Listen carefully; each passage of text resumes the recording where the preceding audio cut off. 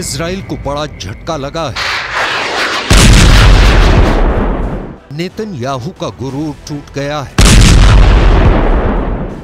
क्योंकि इजराइल जिसे हमास और हिजबुल्लाह के खिलाफ सबसे बड़ी दीवार कहता है, उसको नसरल्लाह के लड़ाकों ने एक झटके में खत्म कर दिया।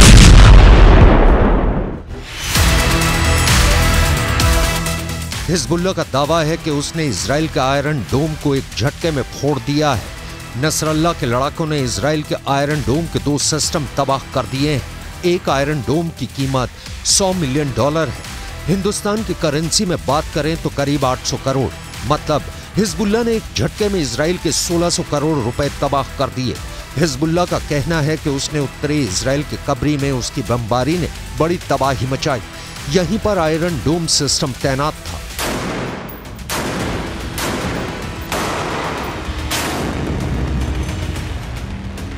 यह बात पश्चिमी मीडिया भी बता रहा है और इसकी चर्चा अमेरिका में भी हो रही है, लेकिन इजराइल ने इस पर पूरी तरह से चुप्पी साध रखी है। हमास के रॉकेट को रोकने वाला आयरन डोम इस वक्त संकट में है। हर हमले का मुंह तोड़ जवाब देने की धमकी देने वाले नेतन्याहू ने आयरन डोम पर हुए हमले पर अब तक कुछ नहीं बोला है। हालांकि ये तो तय है कि इस हमले ने इजराइल की टेंशन बढ़ा दी है, क्योंकि यही वो सुरक्षा कवच है जिसके बलबूते इजराइल अपने लोगों की हिफाजत करता है। उसकी सीमा में आने वाले रॉकेट और मिसाइल को इजराइल अपने इसी मिसाइल डिफेंस सिस्टम से मार गिराता है। 7 अक्टूबर को भी जब हमास ने करीब 5000 रॉकेट से हमला किया तो आयरन डोम ने बड़ी तादाद में रॉकेट मार गिराए थे। हिजबुल्लाह जानता है कि रॉकेट इजराइल पर बेअसर साबित होते हैं, इसलिए अब उसने एंटी टैंक मिसाइलों का सहारा लिया है। वो तोप से भी गोलाबारी कर रहा है। हिजबुल्लाह लगातार इजराइल के लिए सरदर्द बना हुआ है। पहले भी इसने एंटी टैंक मिसाइल सिस्टम से इजराइल के मरकाबा टैंक को निशाना बनाया और अब उसके निशाने पर आयरन डोम सिस्टम आ गया है। इससे पहले जब जब फिलिस्तीनी संगठन हमास ने रॉकेट से हमला किया है, आयरन डोम का सक्सेस रेट 95% से ऊपर रहा है। यानी हर 100 रॉकेट हमलों के बाद जब आयरन डोम की मिसाइल फायर की गई तो उसने 90 से ज्यादा रॉकेट को आसमान में ही रोक दिया। इसी वजह से इस एयर डिफेंस सिस्टम को लेकर दुनिया में मांग बढ़ने लगी। ये ज़ेलेंस्की की डिमांड लिस्ट में भी आ गया। आयरन डोम 4 किलोमीटर से लेकर 70 किलोमीटर दूर से हो रहे हमलों को रोक सकता है। ये मिसाइल को भी रोक सकता है, ये रॉकेट के हमले भी रोक सकता है और तोप के गोलों को भी रोक सकता है। इजराइल की ये हालत देखकर कह सकते हैं कि इन हमलों को रोकने के लिए आयरन डोम फेल साबित हुआ है और इस्तेमाल करने पर बहुत महंगा भी साबित होता है, क्योंकि 1 लाख रुपए की कीमत वाले रॉकेट या तोप के गोले को रोकने के लिए इससे 2 मिसाइल फायर की जाती है, जिनकी कीमत रेंज के हिसाब से 70 लाख से 1 करोड़ रुपए हो सकती है। यानी एक रॉकेट जिसकी कीमत 1 लाख रुपए भी नहीं, उसको रोकने के लिए इस हथियार की इतनी बड़ी कीमत हैरान करती है। अब खुद आयरन डोम पर हमले ने बता दिया है कि नेतन्याहू का कोई डिफेंस सिस्टम पुख्ता नहीं है। दुनिया के सबसे बेहतरीन एयर डिफेंस सिस्टम माने जाने वाले आयरन डोम पर अटैक की खबर ने इजराइल को 440 वोल्ट का करंट लगा दिया है। ये नेतन्याहू के लिए भी बहुत बड़ा झटका है। लेकिन सवाल है कि अब नेतन्याहू इन हमलों का जवाब कैसे देंगे।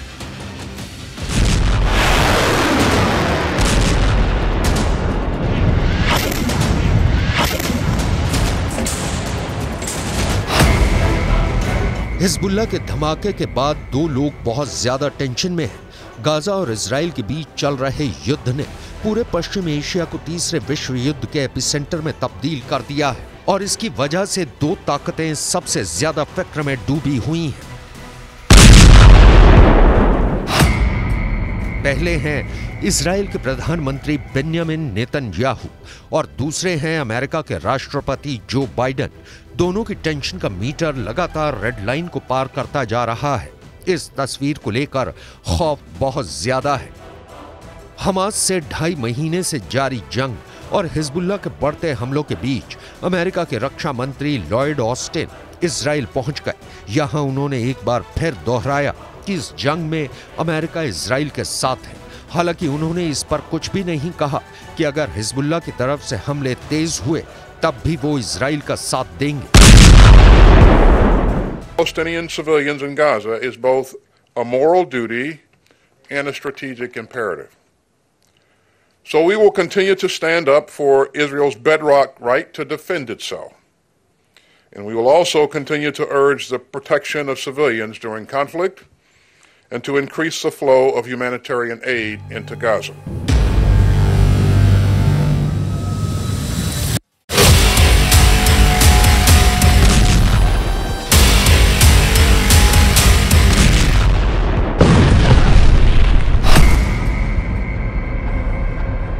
एक तरफ हमास गाजा पट्टी में इजरायली सेना को कड़ी टक्कर दे रहा है, दूसरी तरफ लेबनान बॉर्डर पर हिजबुल्लाह लगातार फायरिंग कर रहा है।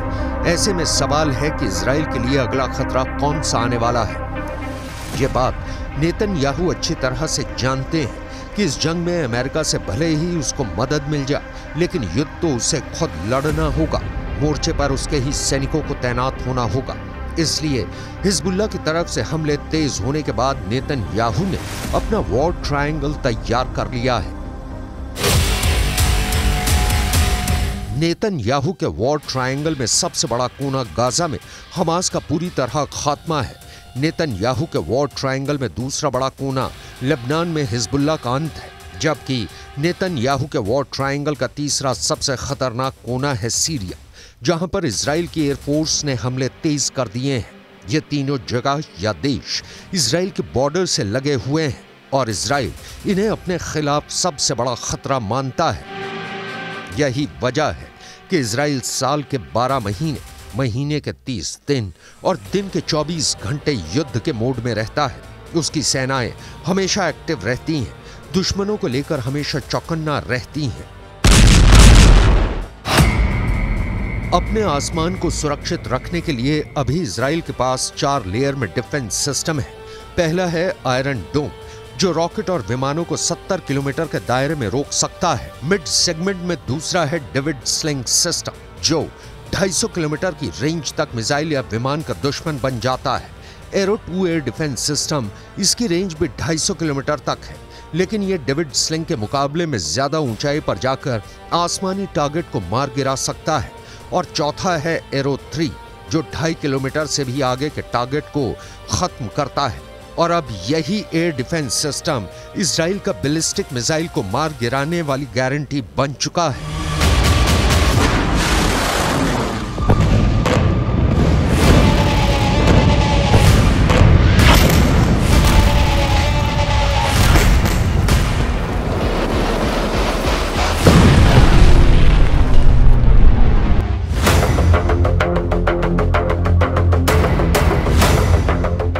अपने 4 लेयर डिफेंस के चलते ही नेतन्याहू का जोश हमेशा हाई होता है। वो अपने दुश्मनों को जवाबी अंजाम भुगतने की धमकी देते हैं। गाजा में भी यही हुआ। 7 अक्टूबर को अटैक के बाद से गाजा पर इजराइल का हमला जारी है। युद्ध का अंत कब होगा ये फिलहाल कोई नहीं जानता, लेकिन जैसे जैसे युद्ध लंबा खिंचता जाएगा, मौत के आंकड़े भी बढ़ते जाएंगे, बर्बादी भी बढ़ती जाएगी। फिलिस्तीन के स्वास्थ्य मंत्रालय की माने तो युद्ध में अब तक 19,400 फिलिस्तीनियों की मौत हो चुकी है। दूसरी तरफ इजराइल के 129 सैनिकों की जान चली गई है। बर्बादी और तबाही के ये आंकड़े तब हैं जब इजराइल फिलहाल एक मोर्चे पर जंग लड़ रहा है। अगर हिजबुल्लाह से भी आर पार की लड़ाई हुई और इजराइल को 2 मोर्चों पर लड़ाई लड़नी पड़ी, तो ये तय है कि बर्बादी और तबाही गाजा में हो रहे युद्ध से कहीं ज्यादा होगी।